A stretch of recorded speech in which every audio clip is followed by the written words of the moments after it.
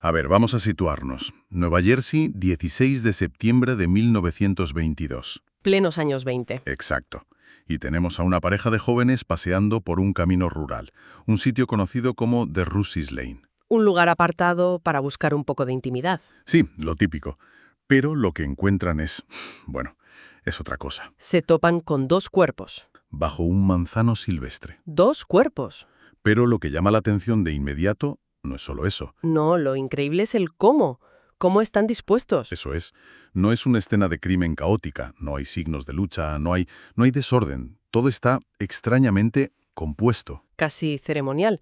Parece sacado de una novela gótica, no de un informe policial de la época. Totalmente. Y claro, el escándalo se desata cuando se identifica a las víctimas. Porque no eran dos personas anónimas precisamente. No, eran el reverendo Edward Hall, una figura muy respetada en su comunidad, y Eleanor Mills, que cantaban el coro de su iglesia. Ambos estaban casados, pero no entre sí. Ahí está el nudo. La investigación, vamos, no tarda nada en revelar el secreto. Eran amantes. Y es que la propia escena del crimen lo grita a los cuatro vientos. Aquí es donde la historia se vuelve fascinante y macabra a partes iguales. Sin duda. No solo que les dispararan, es toda la puesta en escena. Al reverendo le cubrieron la cara con su sombrero, dejaron su tarjeta de visita a sus pies. Y a ella, a Eleanor Mills, le colocaron la mano sobre el muslo de él. Y el detalle final, que es increíble, las cartas de amor que se habían escrito rotas en 1000 pedazos y esparcidas entre los dos cuerpos, como un confeti grotesco. Es una declaración de intenciones en toda regla. No es un asesinato para ocultar algo, es para revelarlo. Totalmente. Así que, en el análisis de hoy, vamos a sumergirnos en este caso, el caso Hall Mills. La fuente que manejamos lo describe como una obra macabra, que se convirtió en una obsesión nacional. Y que un siglo después sigue sin resolverse. Y ese es el gran misterio. Nuestro objetivo hoy es precisamente ese, desgranar los hechos para entender por qué este llamado crimen perfecto sigue fascinando. No es tanto resolverlo, que es imposible. Claro, es más bien comprender qué historia nos intenta contar esa escena y por qué la justicia nunca encontró una respuesta. Es un reflejo de la sociedad de la época. Religión, adulterio y sobre todo poder. De acuerdo, pues empecemos por ahí, por la escena. Porque es alucinante. El informe policial lo deja clarísimo. No hay señales de lucha. Nada de nada. La cartera del reverendo Hall intacta, con su dinero. El bolso de Eleanor Mills también. Esto tumba de inmediato las teorías más obvias. No fue un robo que acabó mal. Para nada. Tampoco parece un arrebato de pasión, algo incontrolado. Esto fue metódico. Ese es un punto crucial. La ausencia de violencia desordenada nos dice que quien lo hizo, tenía el control total de la situación. Sí, dominaba la escena. No actuó por la ira del momento. Estaba ejecutando un plan y cada detalle parece tener un significado, como si fuera un código. Colocarle la Biblia bajo el hombro, rasgar las tartas, son actos simbólicos. Claro. Pero aquí es donde a mí me surge la gran duda. Si quieres cometer un crimen y salirte con la tuya, lo último que haces es dejar un rastro que establece un motivo tan claro como el agua. Es completamente contraintuitivo, sí. La fuente sugiere algo que me parece muy acertado. Dice, es como si alguien quisiera contar una historia. Exacto. No estaban ocultando el motivo, lo estaban anunciando a toda página. Es fascinante esa contradicción. Desde un punto de vista criminalístico es un error de principiante. Dejas el móvil del crimen ahí mismo. Claro. Pero si lo miramos desde una perspectiva psicológica, es el centro de todo. La puesta en escena es el mensaje. Es una forma de decir, este era su pecado. Esta es la verdad que ocultaban. Y ahora es pública. Es un acto de humillación póstuma.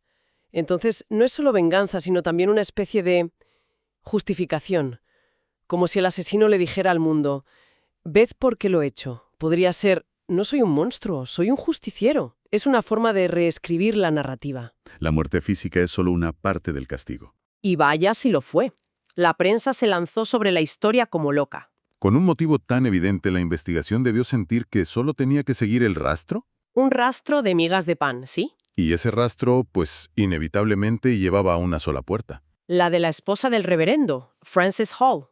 Y no solo a ella. No, las sospechas se centraron en lo que la prensa llamó el círculo de la viuda. Que eran la propia Frances, sus dos hermanos, Willie y Henry Stevens, y un primo. Tenían el motivo más fuerte que se puede tener. Celos, traición, el honor familiar mancillado. Es un motivo de tragedia griega. Pero aquí es donde la historia se complica de verdad, donde deja de ser una tragedia clásica y se convierte en un thriller judicial. Porque los Hall no eran una familia cualquiera. No. El documento destaca un detalle que lo cambia todo. Eran poderosos. Pertenecían a la élite de Nueva Jersey. Francés venía de la familia Stevens, inmensamente rica y con muchísimas conexiones. Y la fuente añade algo que es, bueno, es una bomba. Dice que tenían influencia suficiente para manipular la investigación. Y esto no es una especulación, es el eje sobre el que gira todo el misterio. Claro. En cualquier investigación criminal, las primeras 48 horas son cruciales. Y en este caso, esas primeras horas fueron un caos. Estuvo en la escena muy pronto, quizás incluso antes que la policía. Espera, ¿cómo? El hermano de la principal sospechosa en la escena del crimen antes que las autoridades. Ahí es donde entra en juego la influencia. Pensemos en un pueblo pequeño en 1922. Claro. La familia más rica y poderosa tiene un peso enorme sobre las instituciones locales, incluida la policía. No hace falta una conspiración de película. Para nada. Basta una llamada, una sugerencia, una presencia imponente en la comisaría, y de repente se pierden pruebas, se retrasan interrogatorios. Se contamina todo el pozo desde el principio. Exacto. Y una vez que el pozo está contaminado, es casi imposible sacar agua limpia. Esto nos lleva directos al juicio, que es otra historia. No se celebró hasta 4 años después, en 1926. Tardísimo. ¿Por qué tanto tiempo? Principalmente por esa falta de pruebas sólidas y por la influencia familiar.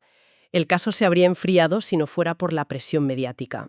La prensa. Sí, un periódico, el New York Daily Mirror, se obsesionó con el caso y prácticamente forzó que se reabriera la investigación. Y cuando por fin hubo juicio, fue el mayor espectáculo mediático de la década. Y aquí aparece uno de los personajes más pintorescos de toda esta historia, Uf, sí, Jane Gibson. a la que la prensa bautizó como la mujer cerdo. Exacto, una granjera que vivía cerca de la escena del crimen y que era la principal baza de la fiscalía. Su testimonio era de película. Afirmó que la noche de los asesinatos, su perro ladró, salió a investigar y vio un grupo de personas en el camino. Y que escuchó una discusión, un disparo y reconoció la voz de Frances Hall. Era una historia increíblemente detallada y dramática. Pero también increíblemente frágil, ¿no? Muy frágil. Su reputación no era la mejor, su historia tenía inconsistencias y, para colmo, cuando tuvo que testificar, estaba gravemente enferma. Tuvieron que llevarla al juzgado en su propia cama. La imagen debió de ser surrealista. Totalmente. La defensa, claro, la destrozó en el interrogatorio. La pintaron como una mentirosa que buscaba atención o la recompensa. ¿Y sin su testimonio, la fiscalía se quedaba? Con muy poco. Tenían un motivo muy fuerte, sí, pero las pruebas físicas eran casi inexistentes para los estándares de la época. ¿Y no podían situar a los acusados en la escena del crimen? De forma concluyente, no. Entonces, ¿qué tenemos al final de todo este circo? Un crimen teatral, con una puesta en escena que grita el motivo. Unos sospechosos con ese motivo y con el poder para, presuntamente, sabotear la investigación. Un testigo estrella que se desmorona. ¿Y un veredicto? Absueltos. Francis Hall, sus hermanos, todos declarados no culpables. Por falta de pruebas. El jurado deliberó apenas unas horas. Para el sistema judicial, caso cerrado. Pero para el público, el misterio no había hecho más que empezar. Es que es increíblemente frustrante. La cita del documento sobre esto es desoladora. Dice, y así quedó para siempre. Sin culpables, sin confesiones, sin cierre. Es esa ausencia de cierre lo que lo convierte en una herida abierta. Y lo que lo mantiene vivo paradójicamente. Totalmente. Un caso resuelto, con un culpable en la cárcel, se archiva y con el tiempo, bueno, se olvida. Se convierte en una estadística. Pero un caso como este, Un caso abierto, ambiguo, lleno de y sís, invita a la especulación eterna. claro, se convierte en parte del folclore. Cada generación puede volver a él, reinterpretar las pistas, proponer nuevas teorías. Fue Frances Hall. Fue uno de sus hermanos por su cuenta. Incluso hay teorías sobre el Ku Klux Klan. La ausencia de una verdad oficial permite que existan 100 verdades posibles. Se transforma en una narrativa en la que el público participa. Y es que la historia tenía todos los ingredientes. Los celos de una esposa de la alta sociedad, la pasión secreta de un hombre de Dios, el contraste de clases, era un drama moral y un misterio de asesinato, todo en uno. La prensa lo explotó hasta la saciedad. Desde luego. Tenemos un doble asesinato transformado en un espectáculo macabro. Deliberadamente, sí. Una investigación que apuntaba en una dirección clara pero que chocó contra un muro de poder e influencia. Y que acabó en un juicio basado en testimonios endebles. Y el resultado es un misterio que, al no tener solución, se convierte en leyenda. Es un caso que trasciende el crimen en sí. Se convierte en un comentario sobre la justicia, la clase social y el poder de los medios. La verdad de lo que ocurrió esa noche se perdió. Me encanta la metáfora final que utiliza La Fuente. Dice, el crimen Hall Mills se recuerda como una obra macabra en un escenario perfecto, donde los actores desaparecieron sin dejar huellas. Es una imagen potentísima. La obra se representó, el público quedó fascinado y horrorizado, pero al final los actores se desvanecieron entre bastidores, dejando solo preguntas. Es la descripción perfecta, pero creo que hay una reflexión final que el texto nos invita a hacer. A ver, durante todo este tiempo, el análisis se ha centrado en las preguntas lógicas. ¿Quién lo hizo? ¿Y por qué no se les condenó? Las preguntas del quién y el por qué, las de siempre. Exacto, pero lo realmente singular aquí, como hemos dicho, es la puesta en escena.